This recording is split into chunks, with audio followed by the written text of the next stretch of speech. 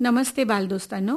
बालजगत या कार्यक्रमात मी अनघाताई तुम्हा सर्वांचं मनपूर्वक स्वागत करते. बालदोस्तांनो, आपण बघतो की बऱ्याच क्षेत्रामध्ये आपल्यासारखेच बालमित्र प्रावीण्य मिळवत असतात. शाळा, विविध छंद आणि खेळ सांभाळून आपला अभ्यास, करिअर याच्याकडे फोकस करत असतात. अशीच एक बालमैत्रीण आज तुमच्या भेटीला आलेली आहे, जी खूप काही व्याप सांभाळून एक विशिष्ट असा खेळ खेळते. तर तिच्या एकंदरीतच व्यक्तिमत्वाविषयी, खेळाविषयी, तिच्या छंदाविषयी आपण तिच्याकडून जाणून घेऊया. तर तिची ओळख तीच तुम्हाला करून देईल. तर आमच्या बालमित्रांना तुझी ओळख करून दे. नमस्कार. मी सफल रवींद्र केसकर. माझे वय 13 वर्ष. मी छत्रपती शिवाजी हायस्कूलमध्ये आत्ता 9वीला आहे आणि मी मिक्स मार्शल आर्ट्स करते. त्यामध्ये मेन गेम किक बॉक्सिंग आहे. बरं. तर बघितलं बालमित्रांनो, सफल रवींद्र केसकर आपल्या भेटीला आलेली आहे आणि तिने सांगितलं की ती मिक्स मार्शल आर्ट आणि किक बॉक्सिंग याशिवाय ती बरेचसे छंद जोपासते. तर आपण छानपैकी सविस्तर तिच्याशी बातचीत करूया.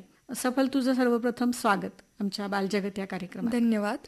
आणि तू तुझी ओळख तर करून दिलीस की तू 9वीला शिकतेस आणि किक बॉक्सिंग आणि मिक्स मार्शल आर्ट करतेस. परंतु आपण तुझ्या एकंदरीतच प्रवासाविषयी सविस्तर जाणून घेऊया. तुझे आणखी कोणते छंद आमच्या बालमित्रांना सांगशील तू? मला ड्रॉइंग करायला, स्केचिंग करायला आवडते. मला डान्सिंग आवडतं व मी कधी कधी सहज असं सिंगिंगही करते. आणि तसं छंद आणखीन म्हटलं तर मी एक NCC कॅडेट पण आहे. यावेळेस मला बेस्ट कॅडेट म्हणून एक अवॉर्ड पण भेटला आहे. अरे वा, मस्त. तू जे सांगितलंस ना की तू आता डान्सिंग करतेस, स्केचिंग करतेस, थोडंसं सिंगिंग करतेस. काही वेळेला असं असतं की आपल्या आनंदासाठी पण आपण बऱ्याचशा गोष्टी करतो. आणि बेस्ट कॅडेटचा अवॉर्ड मिळालंय तुला, त्याबद्दल तुझं आधी अभिनंदन. धन्यवाद. आणि मला असं सांग की या सगळ्यांसाठी वेळ तू कसा काढतेस? वेळ आता हे रुटीन करावं लागतं, त्याला ते ठरवावं लागतं. एवढा वेळ मला याला द्यायचा आहे. मला सगळंच बघावं लागतं. माझं प्रॅक्टिस असेल, वर्कआउट असेल, डाएट असेल, अभ्यास असेल. तर मग एकंदरी म्हटलं तर सगळीकडे ते मी वेळ असं डिवाइड केलेला आहे. एवढ्या वेळेस हे करायचं. आता संडे असेल, विकेंड असेल, तेव्हा मी कधी स्केचिंग, ड्रॉइंग, डान्सिंग करत असते. बट रेग्युलरली ते होत नाही कधी कधी.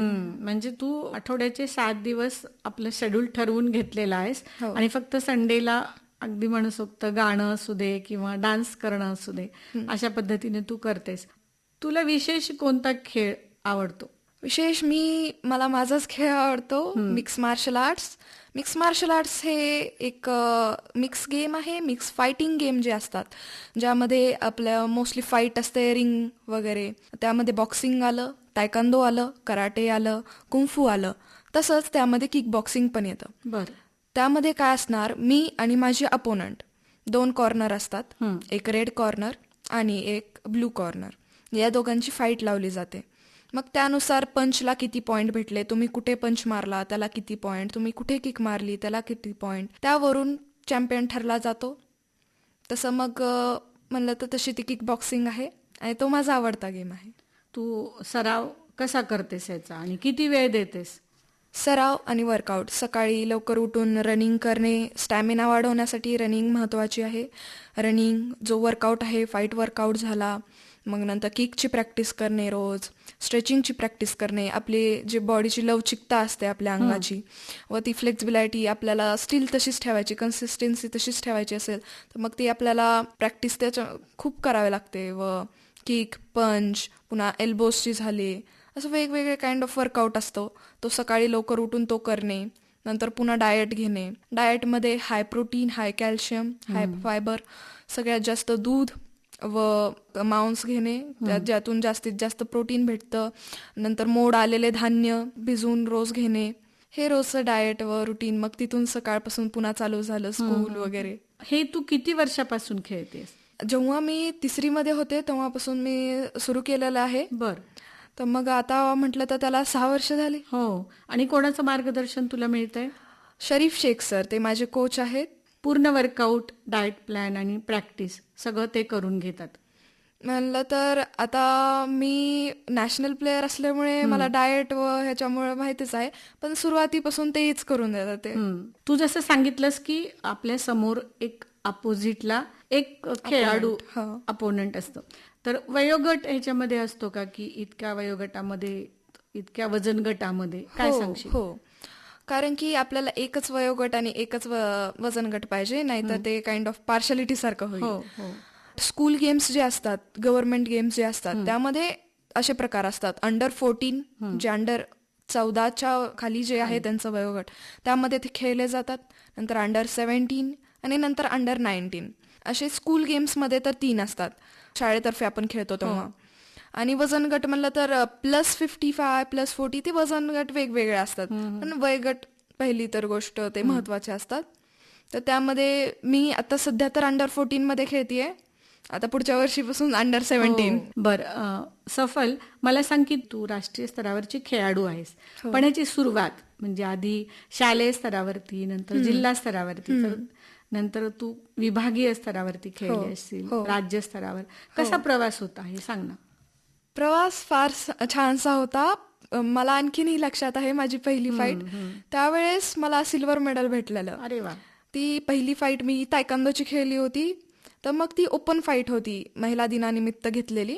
त्यावेळेस मला सिल्वर मेडल होतं. माझी फाईट पहिल्यांदा मी खेळत होते, मी घाबरले होते खूप. आणि वय काय होतं तुझं? मी तेव्हा 10 असे. तर मग तेव्हा मला आणखीनही लक्षात आहे, मी घाबरले होते. माझी अपोनंट जी होती समोरची, ती ब्लॅक बेल्ट झालं होतं तिचं. तर मग मला वाटायचं ब्लॅक बेल्ट म्हणजे खूप मोठे सिनियर झाले. असं काहीही नसतं, ते नंतर कळालं जेव्हा माझं ब्लॅक बेल्ट झालं. पण तेव्हा मला घाबरलेले. मग ती मी फाईट मी सेकंड आलं, तर मग मला वाईट वाटायलं. मला फर्स्ट यायचं होतं. असं वाटतं ना, पहिली फाईट आपण फर्स्ट.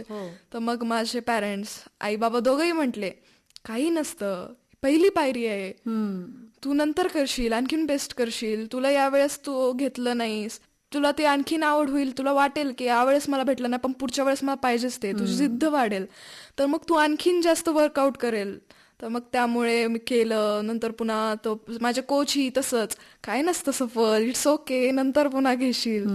मग नंतर हे झालं. मग नंतर पुन्हा किक बॉक्सिंगची जेव्हा मी पहिली खेळली फाईट, इथे म्हटलं तर जास्त करून धाराशिवमध्ये आपल्या किक बॉक्सर नाही आहेत. धाराशिवकडून मीच खेळायले. बर. तर इथून निवड होते लगेच, 2-3 जण असतात. विभागीय स्तरावर कशी गेलीस आणि जिल्हास्तरीय, राज्यस्तरीय? विभागीय स्तरावर मी जेव्हा गेले तेव्हा मग नंतर लातूरमध्ये फाईट होते त्याच्या. त्यावेळेस माझ्यासमोर एक सिनियरच होती. कुठून स्पर्धक आले होते? ती नांदेड व लातूर विभागीय स्तर असल्यामुळे. तर मग नंतर तिथे झाल्यावर पुन्हा नंतर झाली फाईट आणि नंतर मी सिलेक्ट झाले, तर जिल्हास्तरीय झाली. तेव्हा पण मला एक लातूर व एक नांदेड 2 राऊंड झाले. तर मग त्यामधूनही सिलेक्ट झाले. मग स्टेटला पण काही कारणामुळे ती स्टेट पार पडली नाही. नंतर पुन्हा एक स्टेट होती ओपनची शिर्डीमध्ये. तर त्यावेळेस एज ग्रुप होता 11, 12, 13, 11, 12, 13. तर त्यामध्ये माझं वय होतं 12. मग नंतर पुन्हा ते फाईट स्टार्ट केली. माझे 3 फाईट झाल्या. मग पहिली मला पुणे इथून होते, होल ओव्हर स्टेटमधून पुणे अपोनंट, नंतर नांदेड आणि नंतर अहमदनगर. तर या तिघांमधून सगळ्यात जास्त म्हणलं तर पुणे ती फायनल प्लेयर होती. आणि पुण्यामध्ये बघितलं तर मोठे मोठे शहर, तिथे जास्त फॅसिलिटीज असतात, सराव करायलाही वेळ मिळतो आणि बाकी साधनांची पण उपलब्धता असते तू म्हटल्यासारखं. बरं, ह्या प्रवासातला अनुभव कसा होता? म्हणजे आपण कुठे आहोत आणि अपोनंट जे आपल्या येतात, विभागात असू दे किंवा इतर जिल्ह्यातून येतात. आपण म्हणतो की आपला धाराशिव जिल्हा हा मागास आहे, असं एक शिक्का आहे आपल्याकडे. तर तुला काय अनुभव आला की हे खेळाडू कसे घडले आणि आपण कुठे कमी पडतो? मला तर नाही वाटत की असं की धाराशिव असं महागे आहे. कारण की सगळ्यांचा नजरिया काय आहे धाराशिवकडे, की जास्त एज्युकेशन नाहीये. असं काहीही नाही. मी पाहिलं आतापर्यंत, मी आता नॅशनल लेवलपर्यंत गेले, खेलो इंडियाला गोल्ड घेतलं, मी तिथपर्यंत गेले. असं तर वाटलं नाही की धाराशिवमधून मी एकटीच आहे त्यामुळं कमी आहेत प्लेयर, करत नाही तिथे स्पोर्ट्समध्ये जास्त कुणी. पण असं नाही की दुसरे जे शहर आहेत फॅसिलिटीज असतात भरपूर, पण जर आपण हार्डवर्क केला तर काही होऊ शकतं. अरे वा. बरं सफल, जेव्हा हा तू खेळ खेळतेस आणि कधी कधी असं होतं की आपल्या मनासारखा खेळ होत हो. नाही आणि मिक्स मार्शल आर्ट म्हणजे खूप प्रकार आहेत. हो. एका ह्याच्यावरती आपल्याला फोकस करणं जिथे मुश्किल होतं. हो. आपण म्हणतो की तायक्वांदो एक वेगळाच खेळाडू असतो, परत किक बॉक्सिंगचा एक वेगळाच आहे. तर हो. हे सगळं तू मिक्स मध्ये करतेस, हो. तर त्याच्यामध्ये खूप कौशल्य कन्फ्युजन. लागतं, फोकस करावं लागतं. तर ते तू कसं साध्य करतेस? आता काय असतं, आता जर मी तायकांदोची फाईट खेळायला गेले ना, तर मला होल तायकांदोच जो फायटर आहे ते बनून जावं लागतं.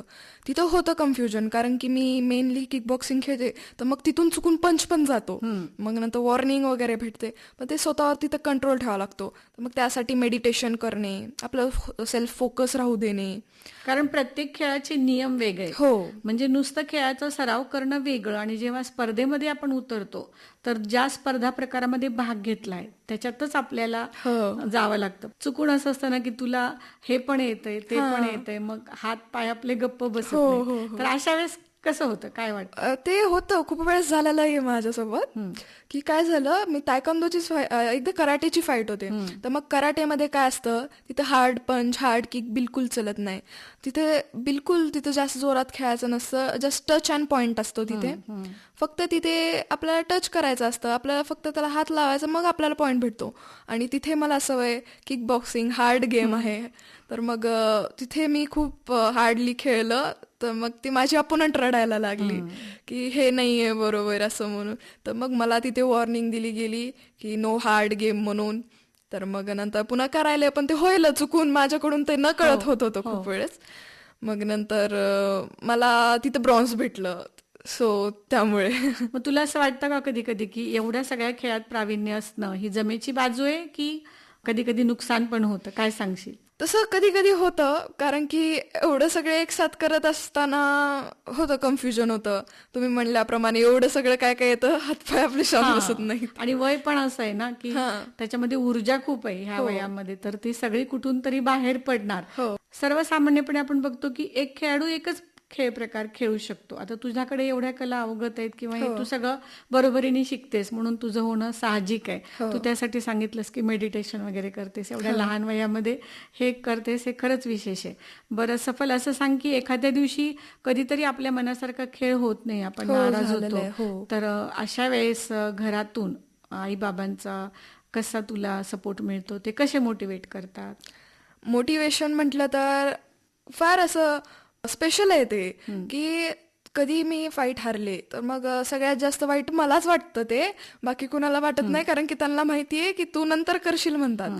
ते म्हणतात की दरवेळेस तुला मेडल भेटत गेले, दरवेळेस तू सफल होत गेलीस, तर सफल मग सफल होत गेली. अच्छा. हा, जर दरवेळेस तुला भेटत गेले तर मग तुला त्याचा आनंद कसा होईल? जर तू एखाद्या वेळेस हारलीस तरच तुला जेव्हा दुसऱ्या वेळेस मेडल भेटलं तर तुला त्याची किंमत राहील.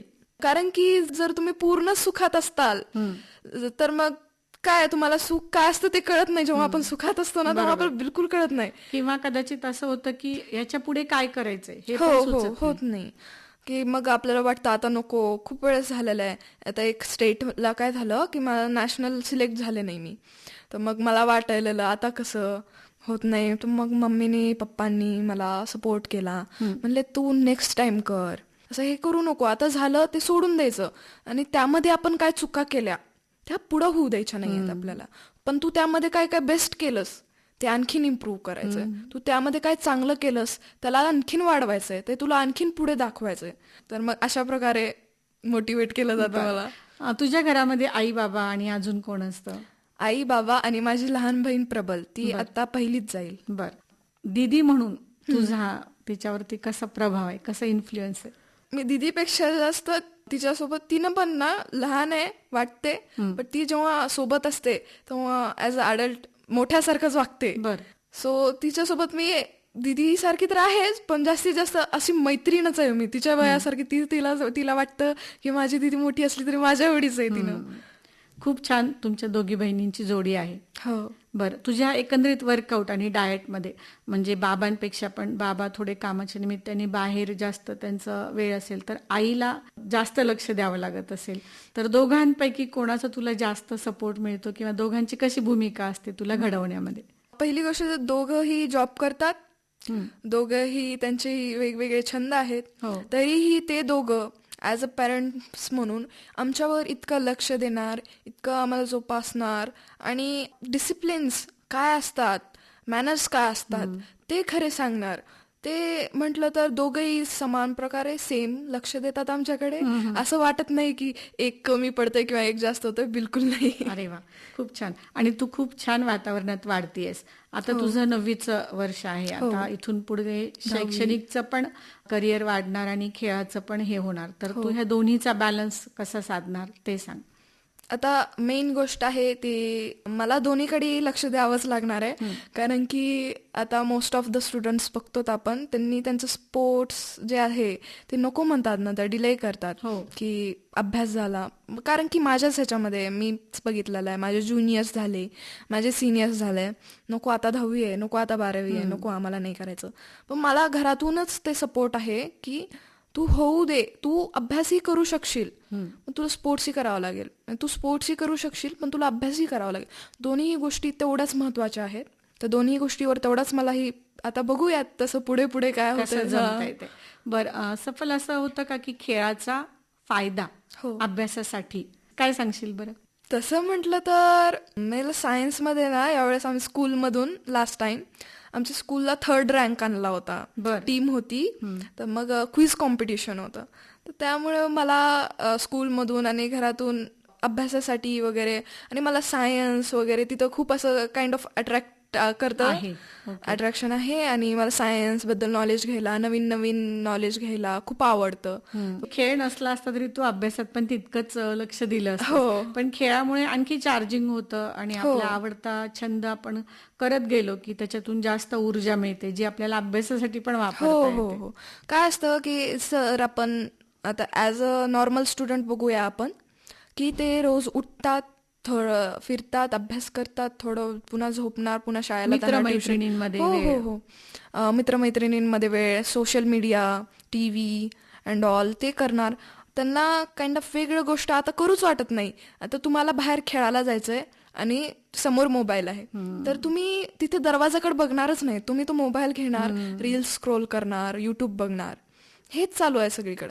आता ॲज अ स्पोर्ट्स प्लेअर जर बघितलं तर मग इथं आपल्याला खेळायला जायचंय, नाही तर वर्कआउट करायचंय, मोबाईल येतही नाही डोक्यामध्ये. कारण की आपल्याला असं दरवेळेस असं वर्कआउट करावं लागतं, अशी प्रॅक्टिस करावी लागते की उद्या आपली मॅच आहे.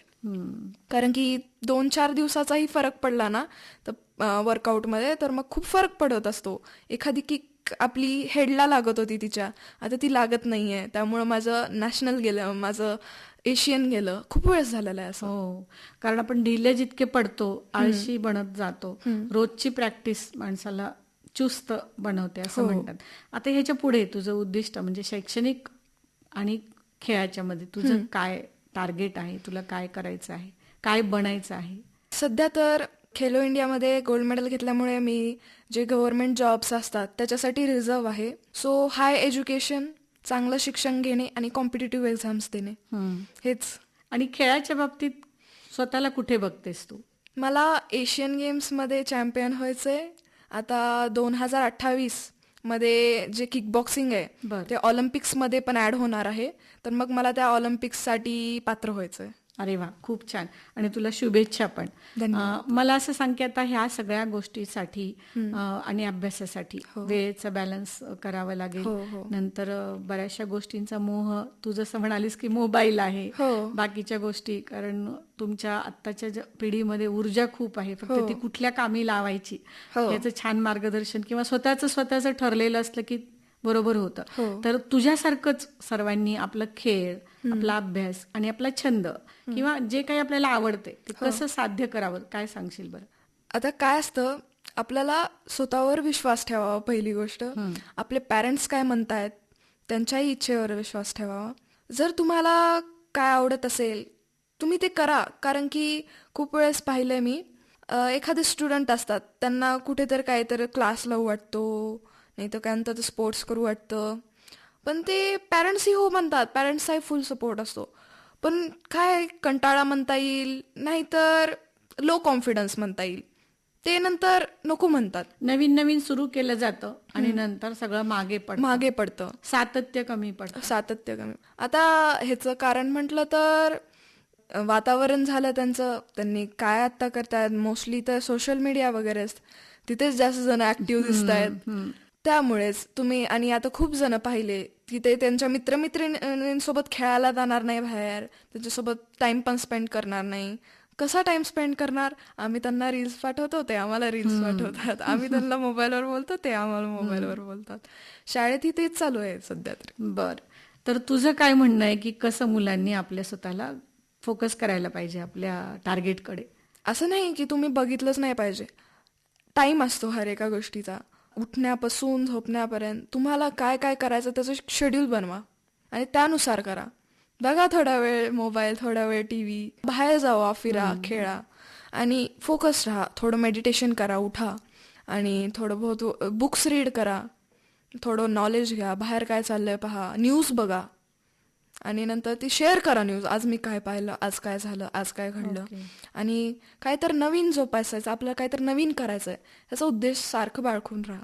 अरे वा, सफल, असं तुझ्याकडे बघून वाटतच नाहीये की तू 9वीची आहेस. म्हणजे तू खूप मोठी आहेस आणि आपल्या बालमित्रांना काहीतरी छान बॅलन्सचा संदेश देतेस. तुझ्या अभ्यासामध्ये तुझ्या आवडीचा विषय कोणता आहे? मला सर्वात जास्त सायन्स आवडतं, विज्ञान आणि इंग्लिश. मग तुला काय बनायचंय? म्हणजे पुढे जाऊन आपण म्हणतो ना की शैक्षणिक आपली इच्छा असते, हो. सायंटिस्ट आहे, डॉक्टर आहे, इंजिनियर आहे, काय बनायचंय तुला? सध्या तर असं मी तर कॉम्पिटेटिव्ह एक्झामसाठीच असं अट्रॅक्ट आहे, त्यासाठी एक्साइटमेंट.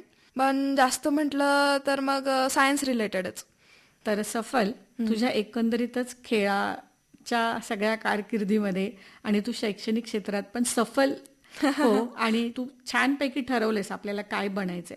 तुला स्वतःला घडवण्यामध्ये तुला छान यश मिळू दे अशी आपण प्रार्थना करूया. आणि तू इथे आलीस आणि आमच्या बालमित्रांशी संवाद साधलास, खूप छान छोट्या छोट्या टिप्स पण दिल्यास आणि तुझ्या बोलण्यातून त्यांना नक्कीच एक छानसा संदेश गेला असेल असं आपण समजूया. आणि तू इथे आलीस आणि बालमित्रांशी संवाद साधलास त्याबद्दल धन्यवाद. थँक्यू.